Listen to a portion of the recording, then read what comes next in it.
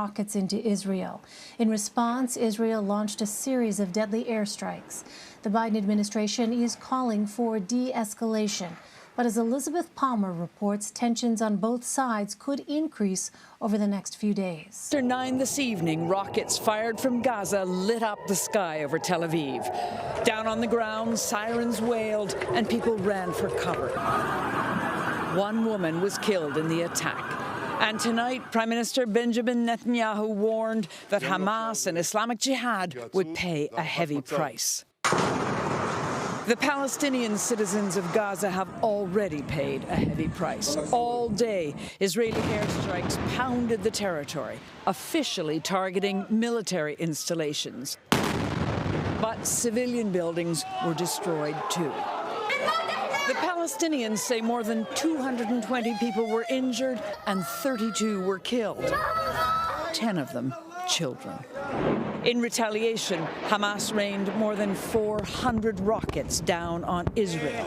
The damage they did was limited by Israeli interceptor rockets, the so-called Iron Dome, which blew most of them to pieces before they landed.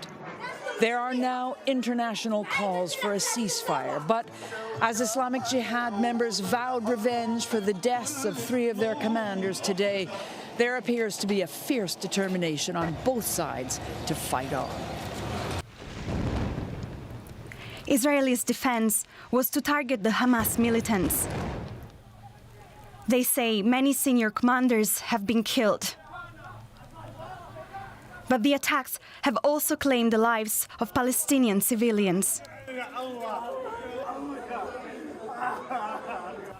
Neither side is showing any sign of backing down, prompting the United Nations to warn of full-scale civil war. Concerned, and I heard this from many of the Israeli scientists who took it as a mission to keep Israel out of war. They said that if they could have a system that would shoot down the mortar shells and cheap rockets that were coming in from Gaza, then the Israeli government wouldn't feel that it has to invade Gaza to respond to all the attacks.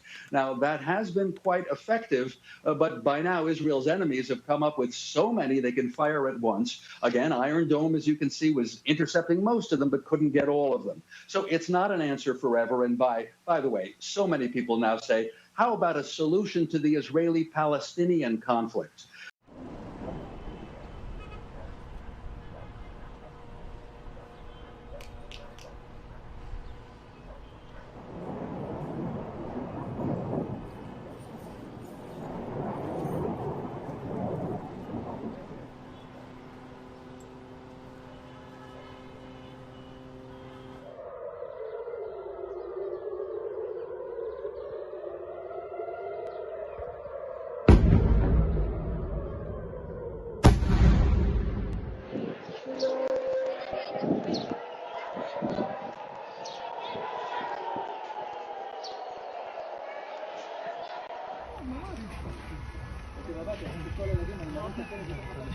הייתה בקריית ענבים, לא סאמר?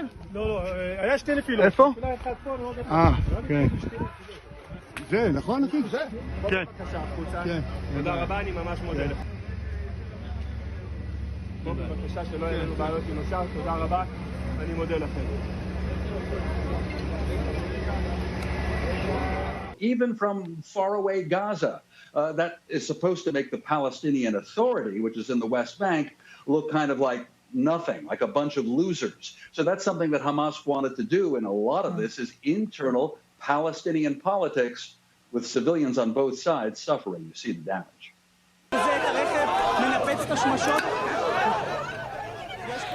This Arab man was pulled from his car and beaten by right-wing Israeli nationalists.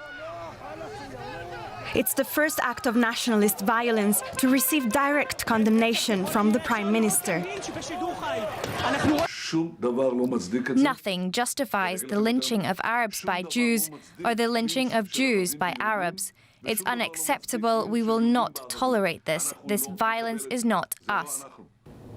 The conflict can be seen etched across the skyline. Hamas unleashed a stream of rocket fire towards Israel in retaliation for the destruction of a building in Gaza by Israel. These are the most intense hostilities that the country has seen in 7 years. It is particularly bad in mixed Jewish Arab towns, with relentless rocket fire and rioting. The Palestinians' message to Israel and the Jewish settlers is loud and clear. Amid growing calls for de-escalation from international community, Hamas had previously expressed the possibility of a ceasefire, which Israel has rejected. Israel and Hamas have fought 3 wars since Hamas seized control in Gaza in 2007. Lee Young-eun, Arirang News. The Israel-Gaza conflict escalates further, with Israel saying it has begun ground operations in Gaza against Hamas. Israel's military, reversing its previous statement, said ground and air forces are deployed along its border and are currently attacking the Gaza Strip. It gave no details about the operations, but officials say some 3,000 troops have been mobilized in recent days. If the troops actually cross the border, it will be the first time since the 2014 war that Israel has entered Gaza. The escalating tensions follow 4 days of rocket fire and airstrikes. Israel's military struck what it described as intelligence and business buildings used by Hamas militants in Gaza.